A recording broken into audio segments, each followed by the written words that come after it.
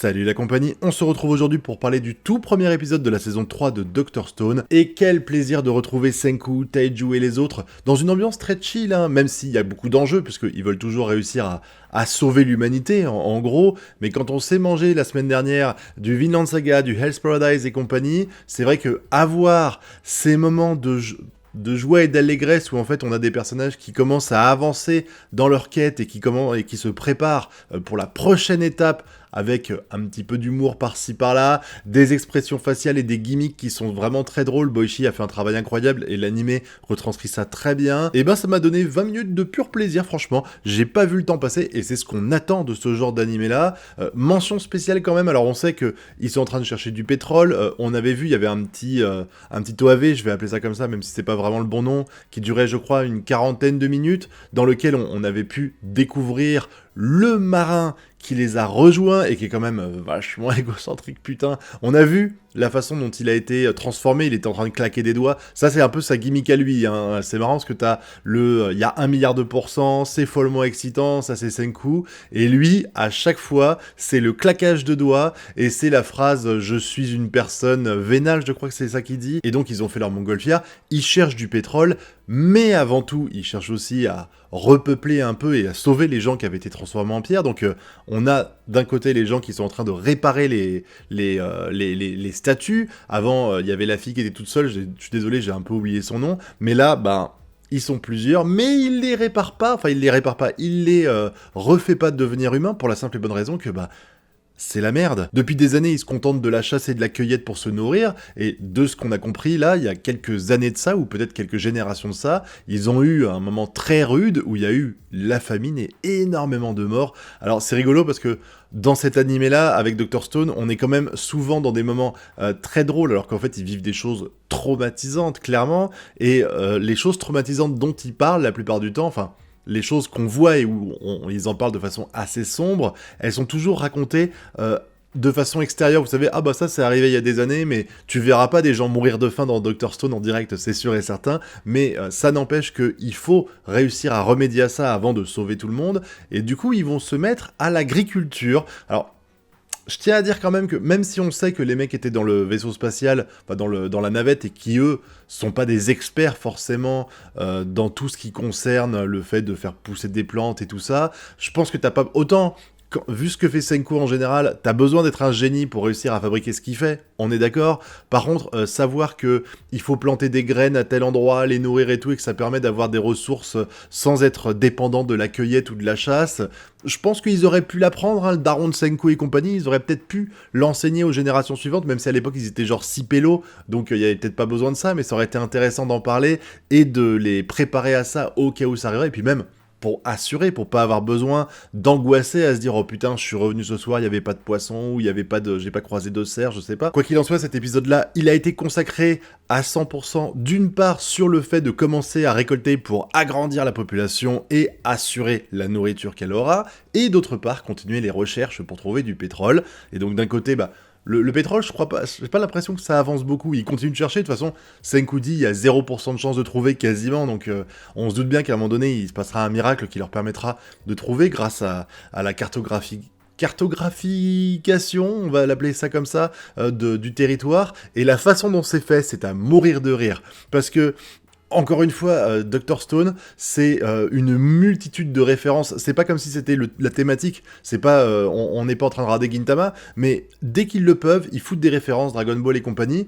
Et là, c'est la référence pendant tout l'épisode à Minecraft. Et c'est vrai que de toute façon, on parle de cartographie, forcément ça colle bien avec l'univers de Minecraft, et voir Senku et compagnie en mode personnage cubique et tout, avec le champ de blé découvert, avec toujours la même chose quand ils font une découverte en mode un peu jeu vidéo, et puis le champ de blé en mode Minecraft, avec les personnages cubiques qui sont là, oui, avec les cheveux en accent circonflexe là. Franchement, c'était juste...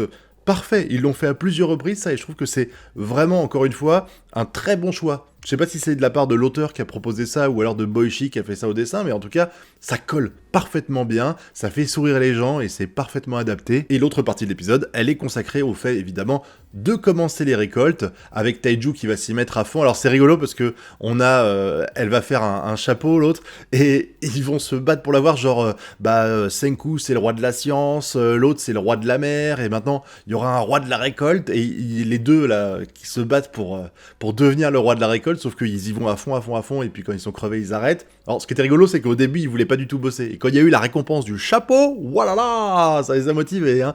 Mais Taiju lui il est pas vénal, il est pas attiré par ça, il veut juste nourrir les gens. D'ailleurs, j'ai bien aimé ce qu'il nous explique. Il explique bien que lui, il a vécu dans des situations qui étaient assez complexes.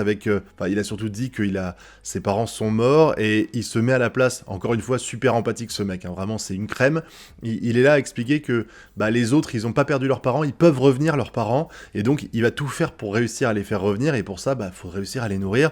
Donc, même la nuit, quand tout le monde est en train de se reposer, lui, il continue à bêcher pour préparer les champs. Ce qui lui vaut l'honneur d'avoir le chapeau, mais beaucoup plus tard, quand les champs commencent à pousser et que les deux autres se rendent compte qu'ils ont semé le blé au mauvais endroit. D'ailleurs, Senku, il montre un peu qu'il y a une terre qui est aride et une terre qui est fertile. J'ai envie de dire, mon petit Senku, t'aurais peut-être pu leur montrer ça avant, avant pour qu'ils plantent le blé au bon endroit, plutôt que leur dire, vas-y, faites et on verra bien si ça marche ou pas. Deuxième remarque qui m'a fait marrer, c'est que, au final, ils disent que le roi de la récolte, entre guillemets, c'est Taiju, donc il lui file le fameux chapeau, et je me dis que comme on voit que la récolte avance et tout, on se doute bien qu'il s'est passé beaucoup de temps. De toute façon, Senku dit qu'ils mettront au moins 1 ou 2 ans pour être prêts à partir, et je crois que c'est pour trouver du pétrole, enfin, pour être prêts à quitter pour partir vers leur escapade, et on voit tout le temps passer, et quand le temps est passé, enfin... Taiju reçoit son fameux chapeau. Alors, 2 choses. La première, c'est que la meuf, elle a fait un chapeau. Genre, elle a mis 6 mois, elle a mis 2 heures à faire un chapeau, et au bout de 2 heures, quand elle en a fait un, elle s'est dit, oh, je vais peut-être pas en faire d'autres, grosse flemme, quoi. Et en plus de ça, ça veut dire qu'elle se trimballe le chapeau depuis des mois sur elle, et qu'elle l'a donné à personne.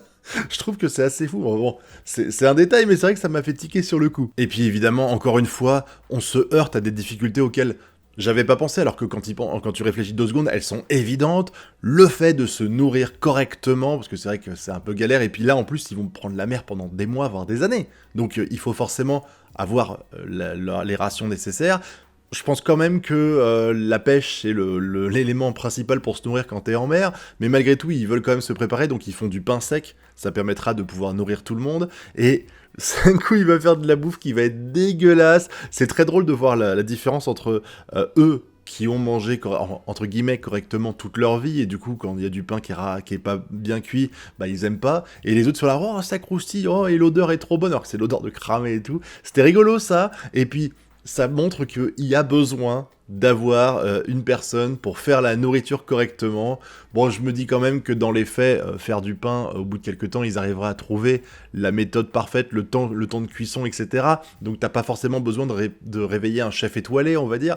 Mais ça me paraît évident, et d'un coup, quand on revoit les trailers et tout, il y a une nana avec des sortes de bouclettes qui fait un petit peu Marie-Antoinette, vous savez, et je crois même qu'elle a le truc, je crois qu'elle a des épaulettes et tout. J'imagine bien que la nana qu'on a vue dans le trailer et qu'elle est amie avec eux, c'est cette fameuse fille, c'est cette fameuse personne qui disent qu'ils font réveiller la personne qui pourra faire à manger, le chef cuistot. Et du coup, je suis impatient de voir ça parce que, franchement, encore une fois, cette premier épisode, ça nous replonge dedans, et avec un grand plaisir, j'ai pas redécouvert, mais j'ai retrouvé les personnages que j'affectionnais pendant les 2 premières saisons, à me demander comment j'ai fait pour me retenir de lire le manga à un moment donné, parce que j'ai toujours pas vu la fin de Dr. Stone, je veux me préserver pour l'anime, si j'y arrive, on verra. Et dans pas le trailer, mais dans l'opening, on voit pas mal de personnages qui n'ont pas l'air gentils. Vous savez, on a l'impression d'avoir des antagonistes qui vont faire chier. Est-ce qu'ils vont faire chier en se baladant dans la mer, quand ils vont atterrir sur une île pour se ravitailler, je ne sais pas, mais